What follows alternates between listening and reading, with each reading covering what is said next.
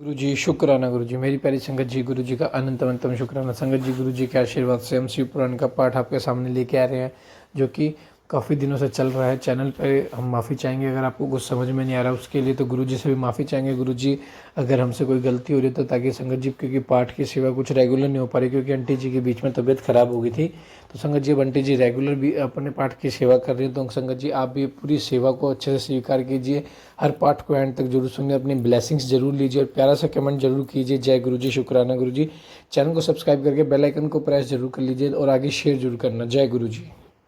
जय गुरु जी, शुक्राना गुरु जी, अनंतम अनंतम शुक्राना गुरु जी। ओम गणपते नमः। ओम नमः शिवाय शिव जी सदा सहाय। ओम नमः शिवाय गुरु जी सदा सहाय। प्यारे संगत जी, जय गुरु जी। अंकित अंकल जी, आपको भी जय गुरु जी। संगत जी, चलिए शिव पुराण का आज का अध्याय करते हैं, जो गुरु महाराज जी ने हमें ब्लेस किया हुआ है। गुरु महाराज जी इस पाठ के जरिए हमें ब्लेसिंग्स दे रहे हैं, इस पाठ में उपस्थिति जाहिर करके। और गुरु महाराज जी इस पाठ के एक शब्द को ब्लेस कर रहे हैं और आपका कल्याण कर रहे हैं। चलिए संगत जी, इस पाठ का श्रवण कीजिए, अपना कल्याण कराइए। बाणासुर की तपस्या और उसे शिव द्वारा वर प्राप्ति। शिव का गणों और पुत्रों सहित उसके नगर में निवास करना। बाण पुत्री उषा का रात के समय स्वप्न में अनिरुद्ध के साथ मिलन। चित्रलेखा द्वारा अनिरुद्ध का द्वारका से अपहरण। बाण का अनिरुद्ध को नागपाश में माना। दुर्गा के स्तवन से अनिरुद्ध का बंधन मुक्त होना। नारद द्वारा समाचार पाकर श्री कृष्ण की शोणितपुर पर चढ़ाई। शिव के साथ उनका घोर युद्ध। शिव की आज्ञा से श्री कृष्ण का उन्हें जृम्बास्त्र से मोहित करके बाण की सेना का संहार करना। व्यास जी बोले, सर्वज्ञ सनत कुमार जी, आपने अनुग्रह करके प्रेम पूर्वक ऐसी अद्भुत और सुंदर कथा सुनाई है, जो शंकर की कृपा से अतप्रोत है। अब मुझे शशि मौली के उस उत्तम चित्र के श्रवण करने की इच्छा है, जिसमें उन्होंने प्रसन्न होकर बाणासुर को गणाध्यक्ष पद प्रदान किया था। सनत कुमार जी कहते हैं, व्यास जी, परमात्मा शंभु की उस कथा को जिसमें उन्होंने प्रसन्न होकर बाणासुर को गणनायक बनाया था, आदरपूर्वक श्रवण करो। इस प्रसंग में महाप्रभु शंकर का सुंदर चित्र भी आएगा, जिसमें उन्होंने बाणासुर पर अनुग्रह करके श्री कृष्ण के साथ संग्राम किया था। व्यास जी, दक्ष प्रजापति की तरह 13 कन्या कश्यप मुनि की पत्नियां थी। वे सबकी सब पतिव्रता सुशीला थी। उनकी दीदी सबसे बड़ी थी, जिसके लड़के दैत्य कहलाते हैं। अन्य पत्नियों में सबसे देवता देवता तथा चराचर सहित समस्त प्राणी पुत्र रूप से उत्पन्न हुए हैं। ज्येष्ठ पत्नी दीति के गर्भ से सर्वप्रथम 2 महाबली पुत्र पैदा हुए थे। उनमें से हिरण्यकश्यप ज्येष्ठ था और उनके छोटे भाई का नाम हिरण्याक्ष था। हिरण्याकश्यप के 4 पुत्र हुए। उन दैत्य श्रेष्ठों का क्रमशः हाद, अनुहाद, संहाद और प्रहलाद नाम था।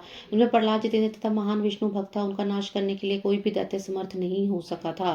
प्रहलाद का पुत्र विरोचन हुआ। वह दानियों में सर्वश्रेष्ठ था। उसने विप्र रूप से याचना करने वाले इंद्र को अपना सिर दे डाला था। उसका पुत्र बलि हुआ। यह महादानी शिव भक्त था। उसने वामन रूपधारी विष्णु को सारी पृथ्वी दान में दे दी थी। बलि का औरस पुत्र बाण हुआ। वह शिव भक्त, मानी, उदार, बुद्धिमान, सत्प्रिय के शास्त्रों का दान करने वाला था। उस असुर राज ने पूर्व काल में त्रिलोकी को तथा त्रिलोक अधिपतियों को बलपूर्वक जीत कर शोणितपुर में अपनी राजधानी बनाया और वहीं रहकर राज्य करने लगा। उस समय देवगण शंकर की कृपा से उस शिव भक्त बाणासुर के किंकर के समान हो गए थे। उसके राज्य में देवताओं के अतिरिक्त कोई प्रजा दुखी नहीं थी। शत्रु धर्म का बर्ताव करने वाले देवता शत्रुतावश की ही कष्ट झेल रहे थे। एक समय वह महासुर अपनी शस्त्र भुजाओं से ताली बजाता हुआ तांडव नृत्य करके महेश्वर शिव को प्रसन्न करने की चेष्टा करने लगा। उसके उस नृत्य से भक्त वत्सल शंकर संतुष्ट हो गए। फिर उन्होंने परम प्रसन्न हो उनकी ओर कृपा दृष्टि से देखा।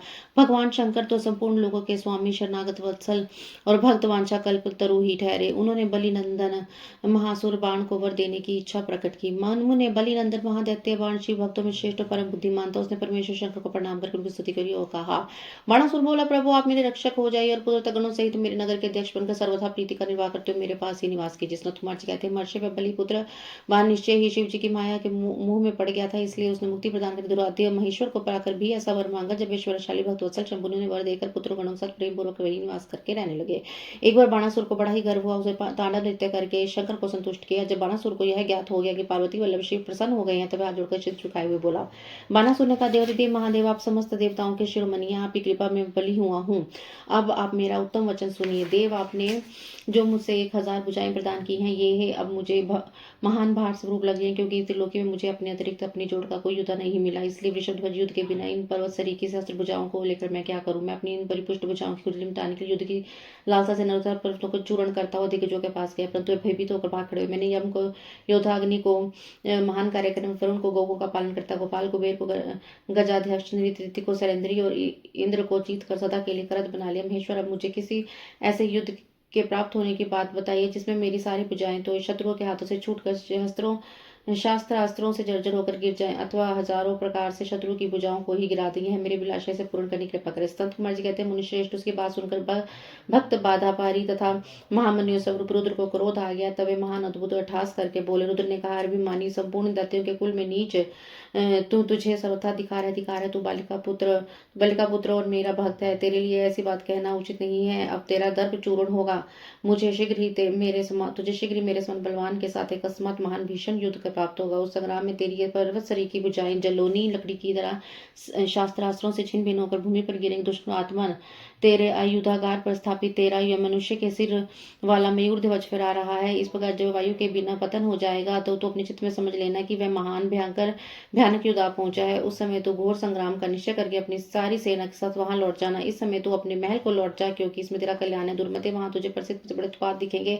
यूं कह के गर्भहारी भक्त वत्सल भगवान शंकर चुप हो गए। सनत कुमार जी कहते हैं, मुने यह सुनकर बाणासुर ने दिव्य पुष्पों की कलियों से अंजलि भरकर रुद्र की अभ्यर्चना की और फिर उन्होंने महादेव को प्रणाम करके वह अपने घर को लौट गया। तंत्र किसी समय देवावश उनका ध्वज अपने आप टूट कर गिर गया। यह देखकर बाणासुर हर्षित तो युद्ध के लिए उद्वित हो गया। वह अपने हृदय में विचार करने लगा कि कौन सा युद्ध प्रेमी योद्धा किस देश में आएगा जो नाना प्रकार के शास्त्रास्त्रों का परगामी विद्वान होगा और मेरी शास्त्र भुजाओं को ईंधन की तरह काट डालेगा। तब मैं भी अपने अत्यंत तीखे शास्त्रों से उसके सैकड़ों टुकड़े कर डालूंगा। इसी समय शंकर की प्रेरणा से वह काल आ गया। एक दिन बाणासुर की कन्या उषा वैशाख मास में माधव की पूजा करके मांगलिक श्रृंगार से सुसज्जित हो रात के समय अपने गुप्त अंतपुर में सो रही थी। उस समय वह स्त्री भाव काम भाव प्राप्ति हो गई। तब देवी पार्वती की शक्ति से उषा को स्वप्न में श्री कृष्ण के पौत्र अनुरोध का मिलन प्राप्त हुआ।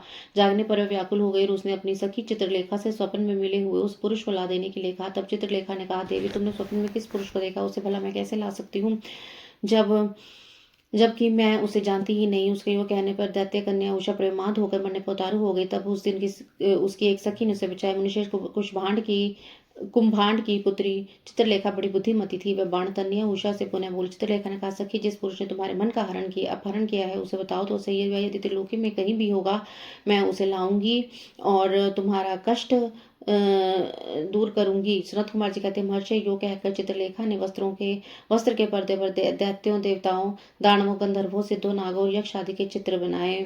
फिर वह मनुष्य का चित्र बनाने लगी। उनमें वृषिणी वंशों का प्रकरण आरंभ होने पर उसने शूर वसुदेव रामकृष्ण और नरश्रेष्ठ प्रद्युम्न का चित्र बनाया। फिर जब उसने प्रद्युम्न नंदन अनिरुद्ध का चित्र बनाया तब उसे देखकर वह उषा लज्जित हो गई। उसका मुख अवनत हो गया और हृदय हर्ष से परिपूर्ण हो गया। उषा ने कहा, सखी रात में जो मेरे पास आया था और जिसने शीघ्र ही मेरे चित्त स्वरूपी रतन को चुरा लिया वह चोर पुरुष यही। तदंतर उषा के अनुरोध करने पर चित्रलेखा ज्येष्ठ कृष्ण ज्योतिष द्वारकापुर पहुंच के क्षण मात्र में पलंग पर बैठकर उसको महल में से उठा लाई। वह दिव्य योगिनी थी। उषा अपने प्रीतम को पाकर प्रसन्न हो गई। इधर अंतपुर के द्वार की रक्षा करने वाले बेतधारी पहरेदारों ने चेष्टाओं तथा अनुमान से इस बात को लक्ष्य कर लिया। उन्होंने इस दिव्य शरीरधारी दर्शनीय साहसी तथा समर प्रिय नवयोग कन्या के साथ दुशीलता का आचरण करते हुए देख लिया था। उसे देखकर कन्या का अंतपुर की रक्षा करने उस महाबली पुरुषों ने बलिपुत्र बाणासुर के पास जाकर सारी बातें निवेदित करते बोले। द्वारपाल बोले, देव पता नहीं आपके अंतपुर में बलपूर्वक प्रवेश करके कौन सा पुरुष छुपा है। वह इंद्र तो नहीं है जो वेश कर अपनी कन्या को उपभोग कर रहा है। महाबहुदानवराज उसे वहां देखिए जैसा उचित समझे वैसा कीजिए। इसमें हम लोगों का कोई दोष नहीं। संत कुमार कहते हैं, द्वारपालों का वचन सुनकर तथा कन्या का दूषित होने का कथन सुनकर महाबली दानवराज बाण आश्चर्यचकित हो गए। तंत्र वह कुपित होकर अंतपुर में जा पहुंचा। वहां उसने प्रथम अवस्था में वर्तमान दिव्य शीरधारी अनिरुद्ध को देखा। उसे महानश्चर्य हुआ। फिर उसने उसका बल देखने के लिए 10,000 सैनिकों को भेजकर आज्ञा दी कि इसे मार डालो। सेना ने अनिरुद्ध पर आक्रमण किया। तब अनिरुद्ध ने की बात में 10,000 सैनिकों को काल के हवाले कर दिया। फिर तो असंख्य सेना आने लगी। अनिरुद्ध उन्हें काल का ग्रास बनाने तंत्र उन्होंने बाणासुर का वध करने के लिए एक शक्ति हाथ में जो काल अग्नि के समान भयंकर थी। फिर उसी से रथ के बैठक में बाणासुर पर प्रहार किया। उसकी गहरी चोट खाकर वीरवर बाण उसी क्षण घोड़ों सहित वही अंतर्ध्यान हो गया। फिर महावीर बलिपुत्र बाणासुर ने जो महान बल सम्मत तथा शिव भक्त था छल पूर्वक नागपाश अनिरुद्ध को बांध लिया। इस प्रकार उन्हें बांधकर पिंजरे में कैद करके वह युद्ध से उपराम हो गया। तत्पश्चात बाण कुपित होकर महाबली सूतपुत्र से बोला। बाणासुर ने कहा, सूतपुत्र घास फूस से ढके हुए कात कुएं में ढकेल कर उस पापी को मार डाला। अधिक क्या कहूँ, इसे सर्वथा मारी डालना चाहिए। सनत कुमार जी कहते हैं, मुने उसकी यह बात सुनकर उत्तम मंत्रियों में श्रेष्ठ धर्म बुद्धि वाले निशाचर कुंभभांड ने बाणासुर से कहा। कुंभभांड बोला, देव थोड़ा विचार तो कीजिए, मेरी समझ से तो यह कर्म करना उचित प्रतीत नहीं होता, क्योंकि इसके मारे जाने पर यह आत्मा ही आहित हो जाएगा। प्रकरण में यह विष्णु के समान दिख रहा है, जान पड़ता है आप पर कुपित ने अपने उत्तम तेज से बढ़ा दिया है। साहस में शशि मूल की समानता कर रहा है, क्योंकि इस अवस्था को पहुंच जाने के पुरुषार्थ भी डटा हुआ है। वह ऐसा बली है जिससे यद्यपि नाग इसे बलपूर्वक डस रहे हैं, तथापि हम लोगों को दृढ़मत ही समझ रहा है। कहते हैं, व्यास जी दानव कुंभांड राजनीति के ज्ञाताओं में श्रेष्ठ था। वह बाण से ऐसा फिर नरोद से कहने लगा। कुंभांड ने कहा, नराधम, अब तो वीरवर दैत्यराज की स्तुति कर और दीन वाणी से मैं हार गया। ये बारंबार कहकर उन्हें हाथ जोड़कर नमस्कार कर। ऐसा करने पर तू मुक्त हो सकता है, नहीं था तुझे बाण आदि का भी कष्ट भोगना पड़ेगा। इसकी बात सुनकर अनिरुद्ध उत्तर देते हुए बोले। अनिरुद्ध ने कहा, दुराचारी निशाचर, तुम्हें क्षत्रिय ज्ञान धर्म का ज्ञान नहीं है। अरे शूरवीर के लिए दीनता दिखाना और युद्ध से मुख मोड़कर भागना मरण से भी बढ़कर कष्टदायक होता है। मेरे विचार से तो विरुद्धाचरण कांटे की तरह चुभने वाला होता है। वीरामणि क्षत्रियों के लिए रणभूमि सदा मुख लड़ते हुए मरना ही श्रेष्ठ कार्य है। भूमि पर पड़कर हाथ जोड़े हुए दीनों की तरह मरना कदापि नहीं। संत कुमार जी कहते हैं, मुने इस प्रकार अनिरुद्ध ने बहुत सी वीरता वाली बातें की, जिनसे बानासुर को महान विस्मय और उसे क्रोध भी आ गया। उसी समय समस्त वीर में अनिरुद्ध और मंत्री के भांड के सुनते बानासुर के आश्वासनार्थ आकाशवाणी हुई। क्षत्रियस्य रणे श्रेयो मरणम सम्मुखे सदा न वीरमानिनी भूमो दीन सेव कृतांजलि है। आकाशवाणी ने कहा, महाबली बाण, तुम बलि के पुत्र हो, अतः थोड़ा विचार तो करो। परम बुद्धिमान शिव भक्त, तुम्हारे लिए क्रोध करना उचित नहीं। शिव समस्त प्राणियों के ईश्वर, कर्मों के साक्षी परमेश्वर है। यह सारा चराचर जगत उन्हीं के अधीन है। वे ही सदा रजोगुण सत्वगुण तमोगुण का आश्रय लेकर ब्रह्मा विष्णु और रुद्र रूप से लोगों की सृष्टि कर भरण पोषण और संहार करते हैं। वे सर्वांतयामी, सर्वेश्वर, सबके प्रेरक, सर्वश्रेष्ठ, विकारहित, अविनाशी, नित्य और मायाधीश होने पर निर्गुण है। बलि के श्रेष्ठ पुत्र उनकी इच्छा से निर्बल को भी बलवान समझना चाहिए। महामते, मन में यह विचार कर स्वस्थ हो जाओ। नाना प्रकार की लीलाओं के रचने में निपुण भक्तवत्सल भगवान शंकर गर्व को मिटा देने वाले हैं। वे इस समय तुम्हारे गर्व को चूर कर देंगे। सतकुमार कहते हैं, मामू ने इतना कहकर आकाशवाणी बंद हो गई। तब उनके इस वचन को सुनकर बानासुर ने अनिरुद्ध का वध करने का विचार छोड़ दिया। तदंतर विषैले नागों के पास में बंधे हुए अनिरुद्ध उसी क्षण दुर्गा का स्मरण करने लगे। अनिरुद्ध ने कहा, शरणागत वत्सल, आप यश प्रदान करने वाली हैं। आपका रोष बड़ा उग्र होता है। देवी, मैं नागपाश से बंधा हुआ और नागों की विश्व ज्वाला से संतप्त हो रहा होता है। शीघ्र पधारिए और मेरी रक्षा कीजिए। सतकुमार जी कहते हैं, मुनीश्वर, जब अनिरुद्ध ने पिसे हुए काले कोयले के समान कृष्ण वन वाली काली को इस प्रकार संतुष्ट किया, तब ज्येष्ठ कृष्ण चतुर्दशी की महारात्रि में प्रकट हुई। उन्होंने उन सर्व रूपी भयानक बाणों को भस्मात करके अपने बलिष्ठ मुक्कों के आघात से उस नाग पिंजर को विदर्ण कर दिया। इस प्रकार दुर्गा ने अनिरुद्ध को बंधन मुक्त करके उन्हें पुनः अंतःपुर में पहुंचा दिया था और स्वयं अंतर ध्यान हो गई। इस प्रकार शिव की शक्ति स्वरूपा देवी की कृपा से अनिरुद्ध कष्ट से छूट गए। उनकी सारी व्यथा मिट गई और वे सुखी हो गए। तंत्र प्रद्युम्न नंदन अनिरुद्ध शिव भक्ति की प्रताप से विजय होकर अपने प्रिय बाण तनय को पाकर परम हर्षित हुए और अपनी प्रियतमा उस उषा के साथ सुख पूर्वक विहार करने लगे। इधर पौत्र अनिरुद्ध के अदृश्य हो जाने पर नारद जी के मुख से उनके बाणासुर के नागपाश से बंधे जाने का समाचार सुनकर 12 अश्वहिनी सेना के साथ प्रद्युम्न आदि वीरों को साथ ले जाकर भगवान श्री कृष्ण ने शोणितपुर पर चढ़ाई कर दी। उधर भगवान श्री रुद्र भी अपने भक्त के पक्ष में सज धज कर डटे। फिर तो श्री कृष्ण और श्री शिव का बड़ा भयंकर युद्ध हुआ। दोनों ओर से जोर छोड़े गए। अंत में श्री कृष्ण ने स्वयं रुद्र के पास आकर उनका स्तवन करके कहा, सर्वव्यापी शंकर, आप गुणों से निर्लिप्त होकर भी गुणों से गुणों को प्रकाशित करते हैं। गिराशाही भूमन, आप स्वयं प्रकाश हैं, जिसकी बुद्धि आपकी माया से मोहित हो गई है। वे स्त्री पुत्र गृही आदि विषयों में असक्त होकर दुख सागर में डूबते उतारते हैं। जो जितेंद्रिय पुरुष प्रारब्धवश इस मनुष्य जन्म को पाकर आपके चरणों में प्रेम नहीं करता, वह शोचित आत्मवंचक है। भगवान, आप गर्वहारी हैं। आपने ही इस गर्वीले बाण को शाप दिया था, अतः आपकी आज्ञा से मैं बाणासुर की भुजाओं का छेदन करने के लिए आया हूँ। इसलिए महादेव, आप मुझे युद्ध से निवृत्त हो जाइए। प्रभु, मुझे बाणों की भुजाओं का काटने के लिए आज्ञा प्रदान कीजिए, जिससे आपका यह शाप व्यर्थ न हो। महेश्वर ने कहा, तात, आपने ठीक ही कहा है। मैंने ही इस दैत्यराज को शाप दिया है और मेरी आज्ञा से बाणासुर की भुजाएं काटने के लिए आप यहाँ पधारे हैं। किंतु रमानाथ, अरे मैं क्या करूं, मैं तो सब भक्तों के धीन रहता हूँ। मेरी ऐसी दशा में वीर मेरे देखते बाणों की भुजाएं कैसे काटी जा सकती हैं। इसलिए मेरी आज्ञा से पहले जृंभानास्त्र द्वारा मुझे जृंभित कीजिए, तत्पश्चात अपना अभीष्ट कार्य संपन्न कीजिए। सुखी हुई। सनत कुमार जी कहते हैं, मुनीश्वर, शंकर जी के यूं कहने पर शांगपानी श्रीहरि को महान विस्मय हुआ। वे अपने युद्ध स्थान पर आकर परम आनंदित हुए। व्यास जी तंत्र नाना प्रकार के अस्त्र संचालन में निपुण श्रीहरि ने तुरंत ही अपने धनुष पर जृंभास्त्र का संधान करके पिनाक पानी शंकर पर छोड़ दिया। इस प्रकार श्री कृष्ण जृंभास्त्र द्वारा जृंभित हुए शंकर को मुंह में डालकर खड़ग, गदा और रिष्टि आदि से बाण की सेना का संहार करने लगे। जय गुरु जी, शुक्राना गुरु जी। आज का अध्याय यहीं समाप्त होता है। शुक्राना शुक्राना। जय गुरु जी, शुक्राना गुरु जी, अनंतम अनंतम शुक्राना गुरु जी। गुरु महाराज जी से आगे लेके आज का शिव पुराण का पाठ शुरू करेंगे। गुरु महाराज जी के चरणों में पहले कोटि कोटि प्रणाम। प्यारी संगत जी, जय गुरु जी। अंकित अंकल जी, आपको भी जय गुरु जी। ओम गणपते नमः। गणपति महाराज सबके विघ्न हरे। ओम नमः शिवाय, शिव जी सदा सहाय। ओम नमः शिवाय, गुरु जी सदा सहाय। चलिए संगत जी, शिव पुराण रुद्र संहिता का पाठ जो गुरु महाराज जी ब्लेस कर रहे हैं अपनी उपस्थिति देकर, और उसे शुरू करते हैं। मुझसे कुछ भी भूल कुछ त्रुटि हो जाती है, उच्चारण में गलती हो तो मुझे क्षमा कीजिएगा। श्री कृष्ण द्वारा बाण की भुजाओं का काटा जाना, सिर काटने के लिए उद्युक्त हुए श्री कृष्ण को शिव का रोकना और उन्हें समझाना, श्री कृष्ण का परिवार समेत द्वारका को लौट जाना, बाण का टांटा नृत्य द्वारा शिव को प्रसन्न करना, शिव द्वारा उन्हें अनन्य वरदान के साथ महाकालत्व की प्राप्ति। विश्वनाथ कुमार जी कहते हैं, महाप्रज्ञ व्यास जी लोक लीला का अनुसरण करने वाले श्री कृष्ण और शंकर जी की वह परम अद्भुत कथा को श्रवण करता। जब भगवान रुद्र लीलावश पुत्र तथा गणों सहित सो गए, तब दैत्यराज बाण श्री कृष्ण के साथ युद्ध करने के लिए प्रस्तुत हुआ। उस समय कुंभांड उसके अश्वों की बागडोर संभाले हुआ था, नाना प्रकार के शास्त्रास्त्रों से सुसज्जित था। माफ करना संगत जी। फिर वह महाबली बलि पुत्र भीषण युद्ध करने लगा। इस प्रकार उन दोनों में चिरकाल तक बड़ा घोर संग्राम होता रहा, क्योंकि विष्णु के अवतार श्री कृष्ण शिव रूप में थे और उधर बलवान बानासुर उत्तम शिव भक्त था। मुनीश्वर तंत्र वीरवान श्री कृष्ण, जिन्हें शिव की आज्ञा से बल प्राप्त हो चुका था, चिरकाल तक बाण के साथ यूं युद्ध करके अत्यंत कुपित हो उठे थे। तब शत्रु वीरों का संहार करके भगवान श्री कृष्ण ने शंभु के आदेश से शीघ्र सुदर्शन चक्र द्वारा बाण की बहुत सी भुजाओं को काट डाला। अंत में उनकी अत्यंत सुंदर 4 भुजाएं अवशेष रह गई और शंकर जी की कृपा से शीघ्र ही उसकी व्यथा भी मिट गई। जब बाण की स्मृति लुप्त हो गई और वीर भाव को प्राप्त हुए श्री कृष्ण उसका सिर काट लेने के उद्भूत हुए, तब शंकर जी मोह निद्रा को त्याग कर उठ खड़े हुए और बोले। रुद्र ने कहा, देवकी नंदन, आप तो सदा से मेरी आज्ञा का पालन करते आए हैं। भगवान, मैंने पहले आपके किस काम की आज्ञा दी थी, वह तो आपने पूरा कर दिया। अब बाण का शिर छेदन कर मत कीजिए और सुदर्शन चक्र को लौटा दीजिए। मेरी आज्ञा से यह चक्र सदा मेरे भक्तों पर अमोघ रहा है। गोविंद, मैंने पहले ही आपको युद्ध में अनिवार्य चक्र और जय प्रदान की थी।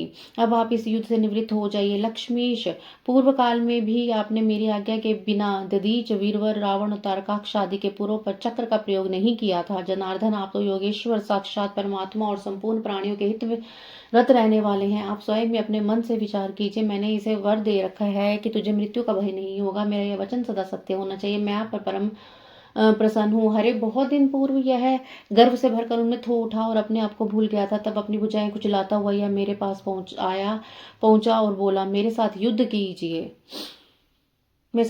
थोड़े ही समय में मैं तेरी भुजाओं का मैंने इसे शाप देते हुए कहा, थोड़ी समय तेरी भुजाओं का छेदन करने वाला आएगा, तब तेरा सारा गर्व गल जाएगा। बाण की ओर देख कर कहा, मेरी ही आज्ञा से तेरी भुजाओं को काटने वाले ये श्री हरि आए हैं। फिर श्री कृष्ण से, अब आप युद्ध बंद कर दीजिए और वर वधु को साथ ले अपने घर को लौट जाइए। कहकर महेश्वर ने उन दोनों में मित्रता करा दी और उनकी आज्ञा वे पुत्र और गणों के साथ अपने निवास स्थान को चले गए। सनत कुमार जी कहते हैं, मुने शंभु का कथन सुनकर रक्षत शरीर वाले श्री कृष्ण ने सुदर्शन को लौटा दिया और विजयशील से शोभित हो बाणासुर के अंतःपुर में पधारे। वहां उन्होंने उषा सहित रुद्र को भी आश्वासन से बाण द्वारा दिए गए अनेक प्रकार के तंसुमों को ग्रहण किया। उषा की सबकी परम योग चित्रलेखा को पाकर श्री कृष्ण को महान हर्ष हुआ। इस प्रकार शिव के आदेशानुसार जब उनका सारा कार्य पूर्ण हो गया, तब श्री हरि हृदय से शंकर को प्रणाम करके बलि पुत्र बाणासुर की आज्ञा लेकर परिवार से अपने पुरी को लौट गए। द्वारका में पहुंचकर उन्होंने गरुड़ को विदा कर दिया। फिर हर्षपूर्वक मित्रों से मिलो स्वेच्छानुसार आचरण करने लगे। इधर नंदीश्वर ने बाणासुर को समझाकर कहा, भक्त शार्दूल, तुम बारंबार शिव जी का स्मरण करो, भक्तों पर अनुकंपा करने वाले हैं, अतः उन आदि गुरु शंकर के मन में समाहित करके नित्य उनका महोत्सव करते रहो। तब द्वेष रहित हुआ महामनस्वी बाण नंदी के कहने से धैर्य धारण करके तुरंत ही शिव स्थान को गया। वहां पहुंचकर उसे नाना प्रकार शिव जी की स्तुति की उन्होंने प्रणाम किया। फिर वह पादों से ठुमकी लगाते हुए और हाथों को घुमाते नाना प्रकार के अलीड़ और प्रत्यलीड़ आदि प्रमुख स्थानों को सुशोभित नृत्यों में प्रधान तांडव नृत्य करने लगा। उस समय वह हजारों प्रकार से मुक्त द्वारा बाजा बजा रहा था और बीच बीच में भुहों को मटका कर सिर को कपाकर सहस्त्र प्रकार के भावों को प्रकट करता जाता था। इस प्रकार नृत्य में मस्त हुए महाभक्त बाणासुर ने महान नृत्य करके नतमस्तक हो त्रिशूलधारी चंद्रशेखर भगवान रुद्र को प्रसन्न कर लिया। तब नाच गाने के प्रेमी भक्त वत्सल भगवान हर्षित होकर बाण से बोले।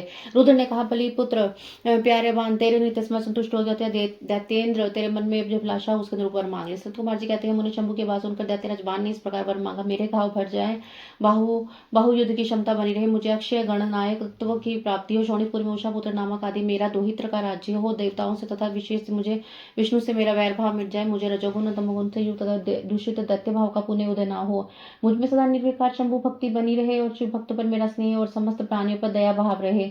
यो शंभु से वरदान मांगकर बलिपुत्र महेश्वर बाण अंजलि बांधे रुद्र की स्तुति करने लगा। उस समय उनके नेत्रों में प्रेम के आंसू छलक आए थे। तदंतर जिसके सारे अंग प्रेम से प्रफुल्लित हो उठे थे वह बलि नंदन बाणासुर महेश्वर को प्रणाम करके मौन हो गया और अपनी भक्त बाण की प्रार्थना सुनकर भगवान शंकर तुझे सब कुछ प्राप्त हो जाएगा यह कहकर ध्यान हो गए। तब शंभु की कृपा से महाकालत्व को प्राप्त हुआ।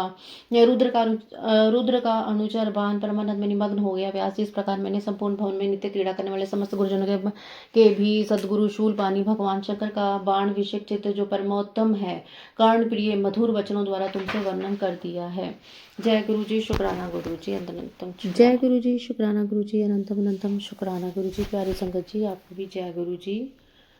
अंकित अंकल जी आपको भी जय गुरु जी, आपके परिवार को भी जय गुरु जी। ओम नमः शिवाय, शिव जी सदा सहाय, ओम नमः शिवाय, गुरु जी सदा सहाय, विघ्नहर्ता गणेश, ओम गणपतये नमः। सबके सद्बुद्धि प्रदान करें और सबको ज्ञान का भंडार दें। गुरु महाराज जी से पाठ शुरू करने से पहले गुरु महाराज जी से आज्ञा लेते हैं। गुरु महाराज जी को पाठ में उपस्थित होते हैं और मैं उनसे अरदास करती हूँ कि सबका कल्याण करें और इस पाठ को ब्लेस करें। विदल और उत्पल नामक दैत्यों का पार्वती पर मोहित होना और पार्वती का कंदुक प्रहार द्वारा उनका काम तमाम करना कंदुकेश्वर की स्थापना और उनकी महिमा। संत कुमार जी कहते हैं व्यास जी जिस प्रकार परमेश्वर शिव ने संकेत से दैत्य को लक्ष्य कराकर अपनी प्रिया द्वारा उनका वध कराया था उनके उस चरित्र को तुम परम प्रेम पूर्वक श्रवण करो। विदल और उत्पल नामक दो महादैत्य थे। उन्होंने ब्रह्मा जी से किस प्रकार पुरुष के हाथ से न मारे जाने का वर प्राप्त करके सब देवताओं को जीत लिया था। तब देवताओं ने ब्रह्मा जी के पास आकर अपना दुख सुनाया। उनकी कष्ट कहानी सुनकर ब्रह्मा जी ने उनसे कहा तुम लोग शिवा सहित शिव का आदर पूर्वक स्मरण करके धैर्य धारण करो। वे दोनों दैत्य निश्चय देवी के हाथों मारे जाएंगे। शिवा सहित शिव परमेश्वर कल्याण करता और भक्त वत्सल हैं, वे शीघ्र ही तुम लोगों का कल्याण करेंगे।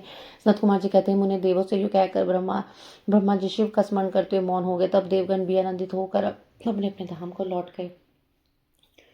एक समय नारद जी के द्वारा पार्वती के सौंदर्य की प्रशंसा सुनकर वे दोनों दैत्य उनका अपहरण करने की बात सोचने लगे। पार्वती जी जहाँ गेंद उछाल रही थी वहीं जाकर आकाश में विचरने लगे। वे दोनों घोर दुराचारी थे। उनका मन अत्यंत चंचल हो रहा था। वे गणों का रूप धारण करके अंबिका के निकट गए। तब दुष्टों का संहार करने वाले शिव ने अवहेलनापूर्वक उनकी ओर देखकर निधर से प्रकट हुई चंचलता का दोनों पहचान लिया। फिर तो सर्वरूपी महादेव ने नाशिनी दुर्गा को कटाक्ष द्वारा सूचित कर दिया कि दोनों दैत्य हैं, गण और गण नहीं तात। तब पार्वती अपने स्वामी महाकोतु की परमेश्वर शंकर के नेत्र संकेत को समझ गई। तदंतर सर्वज्ञ शिव की अर्धांगिनी पार्वती ने उस संकेत को समझकर उस गेंद से एक साथ ही उन दोनों पर चोट की। तब महादेवी की गेंद से आहत होकर वे दोनों महाबली दुष्ट दैत्य चक्कर काटते हुए उसी प्रकार भूतल पर गिर पड़े जैसे वायु के झोंके चंचल होकर दो पके ताड़ के फल अपनी डंठल से टूटकर गिर पड़ते हैं, अथवा जैसे वज्र के आघात से महागिरी के दो शिखर ढह जाते हैं। इसी प्रकार कार्य करने के लिए उद्वित उन दोनों महादैत्य को धराशायी करके वह गेंद लिंग रूप में परिणित हो गया। समस्त दुष्टों का निवारण करने वाला वह लिंग कंदुकेश्वर के नाम से विख्यात हुआ और ज्येष्ठेश्वर के समीप स्थित हो गया। काशी में स्थित कंदुकेश्वर लिंग दुष्टों का विनाशक, भोग मोक्ष का प्रदाता और सर्वदा सत्पुरुषों की समस्त कामनाओं को पूर्ण करने वाला है। जो मनुष्य इस अनुपम आख्यान को हर्षपूर्वक सुनाता और पढ़ता है उसे भय का दुख कहाँ। वह इस लोक में नाना प्रकार के संपूर्ण उत्तमोत्तम सुखों को भोग कर अंत में देव दुर्लभ दिव्य गति को प्राप्त कर लेता है। ब्रह्मा जी कहते हैं मुनि सतम मैंने तुमसे रुद्र संहिता के अंतर्गत इस युद्ध खंड का वर्णन कर दिया। यह खंड संपूर्ण मनोरथों का फल देने वाला है। इस प्रकार मैंने पूरी की पूरी रुद्र संहिता का वर्णन कर दिया है। यह शिव जी को सदा परम प्रिय है और भुक्ति मुक्ति रूप फल प्रदान करने वाली है। सूची कहते हैं इस प्रकार शिवानुगामी ब्रह्मापुत्र नारद शंकर के उत्तम यश को तथा शिव शतनाम को सुनकर कृतार्थ हो गए। जो मैंने संपूर्ण चरित्रों में प्रधान और कल्याणकार किया ब्रह्मा और नारद का संवाद पूर्ण रूप से कह दिया। अब तुम्हारी और क्या सुनने की इच्छा है। संगत जी आज का अध्याय यही संपूर्ण होता है। गुरु महाराज जी की आज्ञा से शुक्राना। रुद्र संहिता का युद्ध खंड संपूर्ण, रुद्र संहिता समाप्त। कल हम करेंगे शतरुद्र संहिता। जय गुरु जी, शुक्राना। जय गुरु जी, शुक्राना गुरु जी, अनंतम शुक्राना गुरु जी। गुरु महाराज जी के चरणों में कोटि कोटि शत प्रणाम और बहुत बहुत बहुत बहुत शुक्राना गुरु महाराज। विघ्नहर्ता गणेश महाराज आपसे प्रार्थना है कि सबके विघ्न हरे, सबको सद्बुद्धि प्रदान करें। ओम नमः शिवाय, शिव जी सदा सहाय, ओम नमः शिवाय, गुरु जी सदा सहाय। प्यारी संगत जी जय गुरु जी। अंकित अंकल जी आपको भी बहुत बहुत थैंक यू और जय गुरु जी। आपके परिवार को भी जय गुरु जी। गुरु महाराज जी सब पर अपनी ब्लेसिंग्स बनाए रखें, सबका कल्याण करें। संगत जी, ये शिव पुराण का जो पाठ है ये बहुत पवित्र और बलशाली है, इसे सुनते रहिए। गुरु महाराज जी हमारा कल्याण इसी के थ्रू कर रहे हैं, इसमें अपनी उपस्थिति देते हैं और हमारे पाठ को ब्लेस कर रहे हैं। संगत जी चलिए संगत जी शिव पुराण का पाठ शुरू करते हैं। मुझसे कुछ भूल चूक कुछ गलती हो जाती है तो मुझे माफ़ कीजिएगा। दुदुम्बी निषाद नामक दैत्य का व्याघ्र रूप से शिव भक्त पर आक्रमण करने का विचार और शिव द्वारा उसका वध। सनत कुमार जी कहते हैं, व्यास जी अब मैं चंद्रमौली के चरित्र का वर्णन करूंगा जिसमें शंकर जी ने दुदुम्बी निषाद नामक दैत्य को मारा था। तुम सावधान होकर श्रवण करो। दिति पुत्र महाबली हिरण्याक्ष के विष्णु द्वारा मारे जाने दिति को बड़ा दुख हुआ। तब देव शत्रु दुदुम्बी निषाद ने उसको आश्वासन देकर निश्चय किया कि देवताओं के बल ब्राह्मण है, ब्राह्मण नष्ट हो जाएंगे तो यज्ञ नहीं होंगे, यज्ञ न होने पर देवता आहार न पाने से निर्बल हो जाएंगे, तब मैं उन पर सहज विजय पा लूंगा। यूं विचार कर वह ब्राह्मणों को मारने लगा। ब्राह्मणों का प्रधान स्थान वाराणसी है, यह सोचकर वह काशी पहुंचा और वन में वनचर बनकर संविधा लेते हुए जल में जलचर बनकर स्नान करते और रात में व्याघ्र बनकर सोते ब्राह्मणों को खाने लगा। एक बार शिवरात्रि के अवसर पर एक भक्त अपनी पर्णशाला में देवादिदेव शंकर का पूजन करके ध्यानस्थ बैठा था। बलाभिमानी दैत्य दुदुम्बी निषाद ने व्याघ्र का रूप धारण करके उसे खा जाने का विचार किया, परंतु वह भक्त दृढ़ चित्त से शिव दर्शन की लालसा लेकर ध्यान में तल्लीन हो रहा था। इसके लिए उसने पहले से ही मंत्र रूपी अस्त्र का विन्यास कर लिया था। इस कारण वह दैत्य पर आक्रमण करने में समर्थ हो सका। इधर सर्वव्यापी भगवान शंभु को दुष्ट रूप वाले दैत्य के अभिप्राय का पता लग गया। तब शंकर ने उसे मार डालने का विचार किया। इतने में जो ही उसने दैत्य ने व्याघ्र रूप से भक्त को अपना ग्रास बना लिया, तो ही जगत की रक्षा के लिए मन से उतरता भक्त रक्षण में कुशल बुद्धि वाले त्रिलोचन भगवान शंकर वहां प्रकट हो गए और उसे बगल में दबोच कर उनके सिर पर वज्र से कठोर घूंसे से प्रहार किया। उस मुष्टि प्रहार से तक आंख में दबोचने से यह व्याघ्र अत्यंत व्यथित हो गया और अपने धाड़ से पृथ्वी और आकाश को कंपाता हुआ मृत्यु का ग्रास बन गया। वह उस भयंकर शब्द को सुनकर तपस्वियों का हृदय कांप उठा। फिर रात में ही उस शब्द का अनुसरण करते हुए उस स्थान पर आ पहुंचे जहां परमेश्वर शिव को उस बगल में उस पापी को दबाए हुए देखकर सब लोग उनके चरणों पर जय जयकार करते हुए स्तुति करने लगे। तदंतर महेश्वर ने कहा, जो मनुष्य यहाँ आकर श्रद्धापूर्वक मेरे रूप का दर्शन करेगा, निसंदेह मैं उसके सारे उपद्रव को नष्ट कर डालूंगा। जो मानव मेरे इस चरित्र को सुनकर और हृदय में मेरे इस लिंग का स्मरण करके संग्राम में प्रवेश करेगा, उसे अवश्य विजय की प्राप्ति होगी। मुने, जो मनुष्य भी अगर ईश्वर के प्रकाटित संबंध रखने वाले परमोत्तम चरित्र को सुनेगा तथा दूसरों को सुनाएगा, पढ़ेगा या पढ़ाएगा, वह अपनी समस्त मनोवांछित वस्तुओं को प्राप्त कर लेगा और अंत में संपूर्ण दुखों से रहित होकर मोक्ष का भागी होगा। शिवलीला संबंधी अमृतमय अक्षरों से परिपूर्ण यह अनुपम आख्यान स्वर्ग, यश और आयु को देने वाला तथा पुत्र पौत्र की वृद्धि करने वाला है। संग जी, आज का अध्याय यहीं समाप्त होता है। जय गुरु जी, शुक्राना गुरु जी, अनंतम अनंतम शुक्राना। जय गुरु जी, शुक्राना गुरु जी, अनंतम अनंतम शुक्राना गुरु जी। गुरु महाराज जी का चरणों में कोटि कोटि प्रणाम। ओम गणपते नमः। ओम नमः शिवाय। शिव जी सदा सहाय। ओम नमः शिवाय। गुरु जी सदा सहाय। प्यारी संगत जी, जय गुरु जी। अंकित अंकल जी, आपको भी जय गुरु जी, आपके परिवार को भी जय गुरु जी। चलिए संगत जी, आज का शिव पुराण का अध्याय शुरू करते हैं। गुरु महाराज जी की आज्ञा के अनुसार गुरु महाराज इस पाठ में उपस्थित हों और अपनी उपस्थिति देते हुए इस पाठ को ब्लेस करें और हमारा सबका कल्याण करें, हमारे बुरे कर्मों को काट दें और बुरे कर्मों के लिए हम माफी मांगते हैं आपसे। गजासुर की तपस्या, वर प्राप्ति और उसका अत्याचार, शिव द्वारा उसका वध, उसकी प्रार्थना से शिव का उसका चरम धारण करना और कृतिवासा नाम से विख्यात होना तथा कृतवास्वेश्वर लिंग की स्थापना करना। सनत कुमार जी कहते हैं, व्यास जी अब परम प्रेम पूर्वक शशि मौली शिव के उस चरित्र को श्रवण करो जिसमें उन्होंने त्रिशूल द्वारा दानव राज गजासुर का वध कर दिया था। गजासुर महिषासुर का पुत्र था। जब उसने सुना कि देवताओं से प्रेरित होकर देवी ने मेरे पिता को मार डाला है, तब उसका बदला लेने की भावना से उसे घोर तप किया। उसके तप की ज्वाला से सब लोग जलने लगे। देवताओं ने जाकर ब्रह्मा जी से अपना दुख कहा। तब ब्रह्मा जी ने उसके सामने प्रकट होकर उसके प्रार्थना अनुसार वरदान दे दिया। वह काम के वश होने वाले किसी भी स्त्री या पुरुष से नहीं मरेगा, महाबली और सबसे अजय होगा। वर पाकर वह गर्भ से भर गया, सब दिशाओं तथा सब लोगों के स्थानों पर उसे अधिकार कर लिया। अंत में भगवान शंकर की राजधानी आनंद वन काशी में जाकर सबको स्थान लगा। देवताओं ने भगवान शंकर से प्रार्थना की। शंकर काम विजयी हैं, उन्होंने घोर युद्ध में हरा कर त्रिशूल प्ररोल लिया। तब उसने भगवान शंकर का स्तवन किया। शंकर ने उस पर प्रसन्न होकर इच्छित वर मांगने को कहा। तब गजासुर ने कहा, दिगंबर स्वरूप महिषान, यदि आप मुझे प्रसन्न है तो अपने त्रिशूल की अग्नि से पवित्र हुए मेरे इस चर्म को आप सदा धारण किए रहे। विभो हुए मैं पुण्य गंधों की निधि हूँ, इसलिए मेरा यह चर्म चिरकाल तक उग्र तप रूपी अग्नि की ज्वाला में बढ़कर भी दग्ध नहीं हुआ है। दिगंबर, यदि मेरा यह चर्म पुण्यवान न होता तो रणांगन में इसे आपके अंगों का संग कैसे प्राप्त होता। शंकर, यदि आप तुष्ट हैं तो मुझे एक दूसरा वर और दीजिए, वह यह है कि आज से आपका नाम कृतिवासा विख्यात हो जाए। सनत कुमार जी कहते हैं, मुने, गजासुर की बात सुनकर भक्तवत्सल शंकर ने परम प्रसन्नतापूर्वक महिषार नंदन गज से कहा, तथास्तु ऐसा ही अच्छा ऐसा ही होगा। तदंतर प्रसन्न आत्मा भक्ति प्रिय महिषान उस दानवराज गज से जिसका मन भक्ति के कारण निर्मल हो गया था पुनः बोली। ईश्वर ने कहा, दानवराज, तेरा यह पावन शरीर मेरे इस मुक्ति साधक क्षेत्र काशी में मेरे लिंग के रूप में स्थित हो जाए। इसका नाम कृति वास्तवेश्वर होगा। यह समस्त प्राणी के लिए मुक्तिदाता, महान पातकों का विनाशक, संपूर्ण लिंगों में शिरोमणि मोक्षप्रद होगा। यो कहकर देवेश्वर दिगंबर शिव ने गजासुर के उस विशाल चर्म को ओढ़ लिया। मुनीश्वर उस दिन बड़ा उत्सव मनाया। काशी निवास सारी जनता तथा प्रमथगण हर्ष मगन हो गए। विष्णु और ब्रह्मा आदि देवताओं का मन हर्ष से परिपूर्ण हो गया। वे हाथ जोड़कर महेश्वर को नमस्कार करके उनकी स्तुति करने लगे। जय गुरु जी, शुक्राना गुरु जी। संगत जी, आज का अध्याय यहीं समाप्त होता है। अपना कल्याण कराते रहिए और अपने कर्मों की माफी मांगिए। गुरु महाराज जी से शुक्राना करते रहिए।